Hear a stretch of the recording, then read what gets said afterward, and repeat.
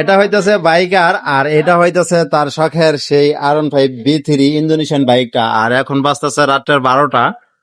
এখন আমরা এই বাইকটার সম্পূর্ণ আমরা মাস্টার সার্ভিসের কাজ শুরু করছি। আর এটা হচ্ছে সেই বাইকের থ্রটল বডি। দেখেন কি পরিমাণ গাছ জমে আছে, মানে প্রচুর পরিমাণ ময়লা।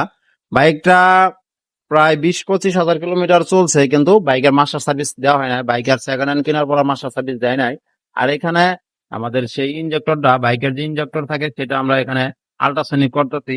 আর তারপর আমরা এই থ্রটল বডিটা সম্পূর্ণ আমরা ভালো করে সেই আমাদের এই আল্ট্রাসনিক ক্লিনার মেশিন দিয়ে আমরা এই থ্রটল বডির ভিতরে যত সেন্সর ময়লা টয়লা আছে সবগুলো আমরা ওয়াশ করব। আর এটা হইতেছে ইয়ার স্ক্রু। আর এই ইয়ার স্ক্রুর মাথায় যদি ময়লা জমে থাকে, মানে এটার মাথায় প্রচুর পরিমাণ ময়লা জমে এতটুকু উঁচা হয়ে আছিল, যার জন্য বাইকের তেলটা বেশি খাইতেছিল। এটা বাইকারের প্রথম সমস্যা ছিল যে ভাই আমার বাইকটা তেল বেশি খাইতেছে, অন্যান্য বাইকের থেকে মাইলেজটা খুব কম পাইতেছি, যার জন্য এই বাইকটা মাস্টার সার্ভিস দেওয়া হইতেছে।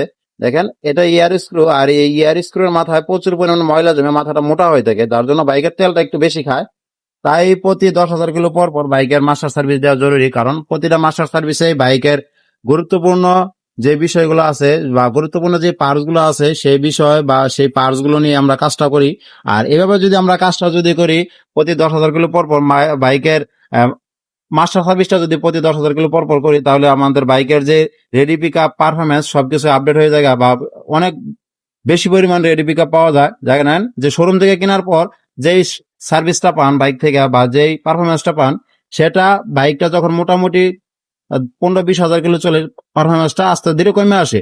তখন যদি আপনার বাইকের মাস্টার সার্ভিসটা করান, তখন আবার দেখা যায় নতুনের মতো পারফরমেন্সটা পাবেন।